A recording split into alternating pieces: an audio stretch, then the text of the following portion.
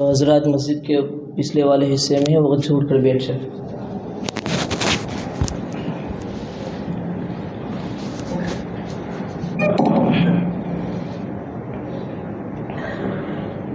الحمد للہ رب العالمین،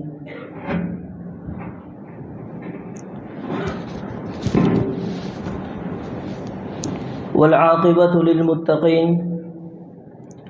والصلاة والسلام على سید الانبیاء والمرسلین وعلى آلہ وصحبہ اجمعین، اما بعد۔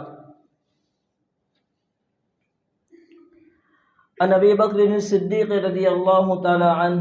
عن النبی صلی اللہ علیہ وسلم قال: ينزل الله تعالى إلى السماء الدنيا ليلة النصف من شعبان فيغفر كل مسيء إلا مشرك أو في قلبه شحناء أو كما قال عليه الصلاة والسلام۔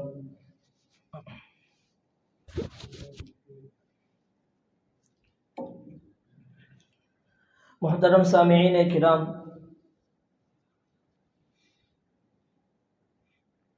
اللہ رب العزت اپنے وسیع تر رحمتوں کا مظاہرہ مخلوق کے اوپر فرماتے رہتے ہیں۔ اس عالم دنیا کے اندر بھی اللہ تبارک و تعالی مختلف مواقع میں مختلف بہانوں کے ذریعے اپنی رحمت خاصہ کا اور اپنی مغفرت کے فیصلوں کا اللہ تعالی اپنے مغفرت کے فیصلے فرماتے ہیں اور رحمت خاصہ کا نزول فرماتے ہیں۔ جیسے کہ اللہ تبارک و تعالیٰ کی صفات ہیں الرحمن الرحیم، کہ بڑا مہربان ہے، نہایت رحم کرنے والا ہے، تو اس بڑے مہربانی کی جو صفت ہے، اس صفت رحمانیت کا ظہور اللہ تبارک و تعالیٰ اس عالم کے اندر مختلف مواقع کے اوپر فرماتے ہیں۔ کبھی جبکہ مخلوق اور بندے جو کہ اللہ تبارک و تعالیٰ کے ہر اعتبار سے غلام ہیں، اسی کے بنائے ہوئے ہیں، بندوں کی جان، ان کے اموال، ان کے اوقات اور جتنی بھی چیزیں ہیں وہ محض اللہ تبارک و تعالیٰ کی دی ہوئی نعمتیں ہیں۔ بندوں کے پاس محض امانت ہے کہ اس امانت کو اسی طریقے پر استعمال کرنا لازم اور ضروری ہے جس طریقے سے اللہ رب العزت نے اس کو استعمال کرنے کا حکم فرمایا ہے، کہ جان وہاں لگے جہاں اللہ نے حکم فرمایا، مال وہاں لگے جہاں اللہ نے حکم فرمایا، اوقات وہاں استعمال ہو، اوقات وہاں گزرے جہاں اللہ نے گزارنے کا حکم فرمایا ہے۔ لیکن چونکہ بندہ ضعیف اور ناتواں ہے، کما حقہ، جیسا اللہ تبارک و تعالیٰ کی اطاعت کرنے کا حق ہے، جیسا اللہ کی مان کر زندگی گزارنے کا حق اور تقاضا ہے، اس تقاضے کے مطابق، اس حق کے مطابق ایک بندہ دنیا میں زندگی نہیں گزار سکتا، اور جانے انجانے میں اور اپنی خواہشات نفسانیہ سے مغلوب ہو کر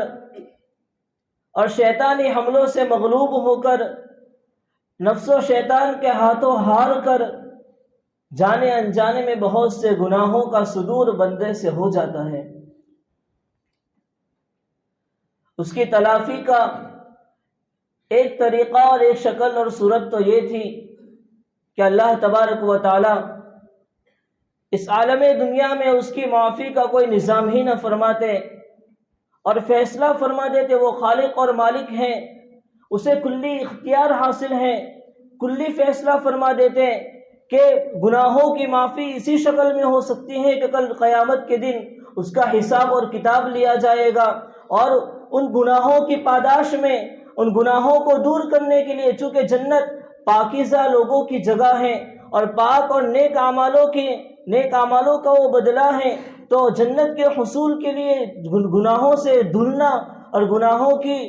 زنگ سے صاف ہونا ضروری ہے۔ تو اس گناہوں کے زنگ کو صاف کرنے کے لیے یقیناً ضرور بھی ضرور ہر بندے کو جس نے گناہ کیا یا جس سے گناہ سرزد ہوا جہنم میں ڈالا جائے گا، اور اس کے گناہوں سے، اس کی گناہوں کی نحوستوں سے اس کو پاک صاف کر کے پھر جنت میں اس کو داخلہ ملے گا۔ اس سے پہلے حساب اور کتاب سے پہلے، جہنم میں جا کر اپنے آپ کو پاک اور صاف کرنے سے پہلے کسی بندہ مومن کو اس بات کا اختیار نہ ہوتا کہ وہ جنت میں داخلے کا مستحق بنے۔ اللہ تعالیٰ کی ذات تو اس بات کے اوپر بھی قادر تھی، لیکن اللہ تبارک و تعالیٰ نے اپنا فضل فرمایا اور موقع و موقع، وقت بوقت اللہ تبارک و تعالیٰ نے مختلف گھڑیوں کے اندر بندوں کے گناہوں کی معافی کا اور ان گناہ سرزد جو ہوئے ہیں ان کی تلافی کا سامان مہیا فرمایا،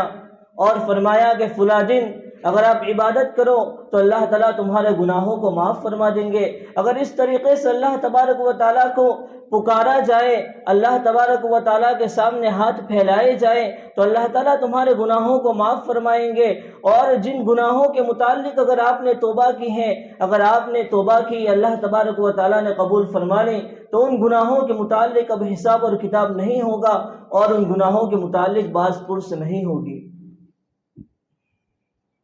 یہ اللہ تبارک و تعالیٰ کا بہت بڑا فضل ہے۔ انہی مختلف مواقع میں سے ایک اہم موقع نصف شعبان کی رات کا موقع ہے، 15ویں شعبان کی رات کا موقع ہے، جسے ہم شب برات کہتے ہیں۔ جیسے کبھی روایت آپ حضرات کے سامنے پیش کی گئی کہ جس میں نبی کریم صلی اللہ علیہ وسلم فرماتے ہیں کہ جب 15ویں شعبان کی رات آتی ہے تو اللہ تبارک و تعالی آسمان دنیا کے اوپر نزول فرماتے ہیں، رحمت خاصہ بندوں کی جانب متوجہ ہوتی ہیں، اور ہر بنی آدم کی اس رات میں مغفرت کی جاتی ہے سوائے چند اشخاص کے، سوائے چند افراد کے کہ وہ ایسے محروم القسمت ہیں کہ ان بابرکت لمحات میں، ان قیمتی لمحوں کے اندر بھی وہ مغفرت سے، اللہ کی رحمت خاصہ سے محروم رہتے ہیں۔ جن میں سے اس روایت میں 2 شخصوں کا ذکر آیا۔ پہلا الا مشرک،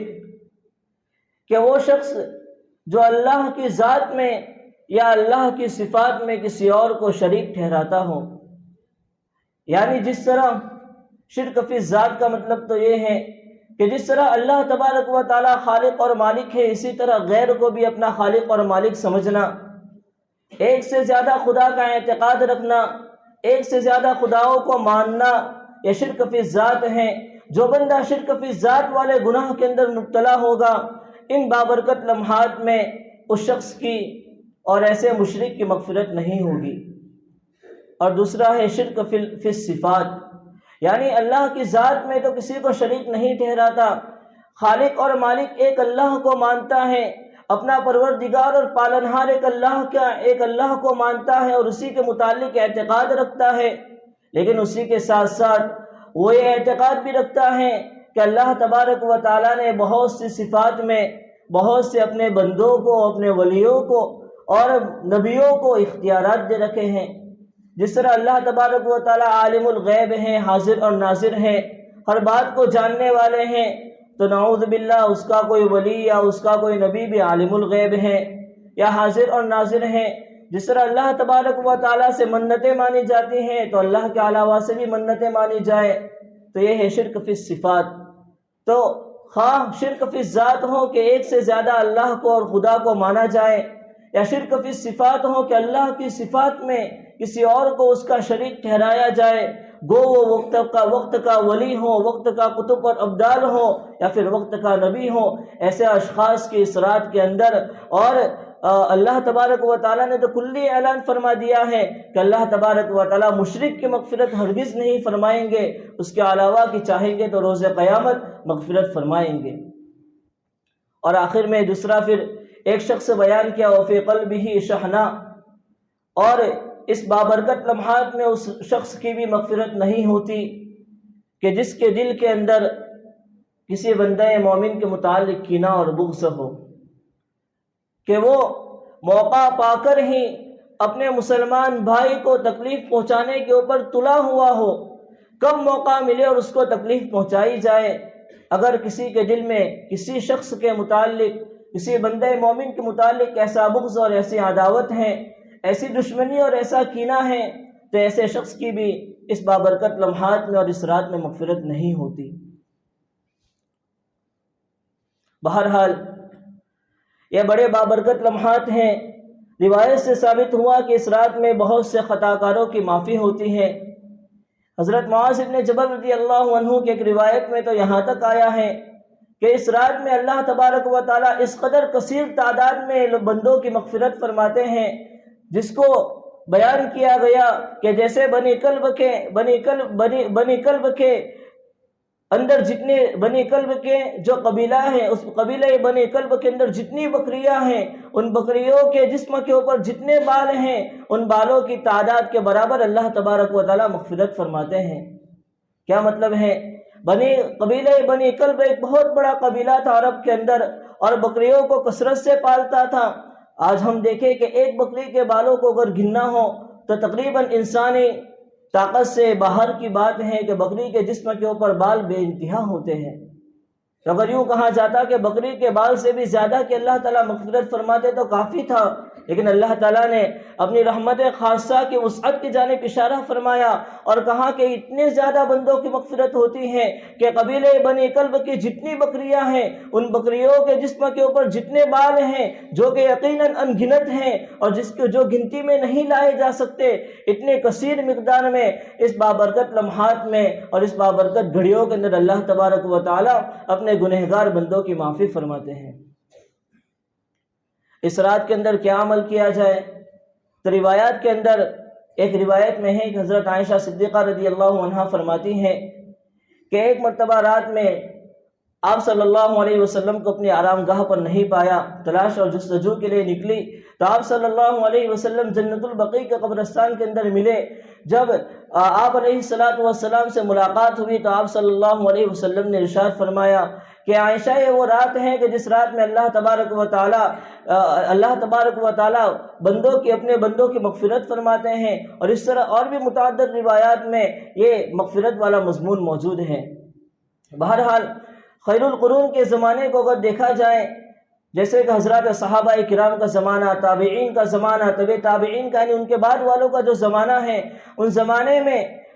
ان بابرکت لمحات کو کس طرح وصول کیا جاتا تھا، تو اتنا تو ثبوت ضرور ملتا ہے کہ ان بابرکت لمحات کو وصول کرنا حضرات صحابہ، تابعین اور طبع تابعین کا معمول رہا ہے۔ لیکن کس طریقے سے وصول کیا جائے، تو اس رات کے متعلق دو باتیں ہمارے سامنے آتی ہیں۔ جیسا کہ حضرت عائشہ صدیقہ رضی اللہ عنہا کی روایت میں آیا کہ آپ علیہ السلام کو اس رات میں جنت البقیع کی قبرستان میں جاتا ہوا پایا، تو کیا اس رات میں جو قبرستانوں کو جایا جائے گا؟ چونکہ روایت سے ثابت ہے اور امت نے اس کو اپنا مشغلہ بنا دیا، لیکن فقہاء کرام یہ فرماتے ہیں کہ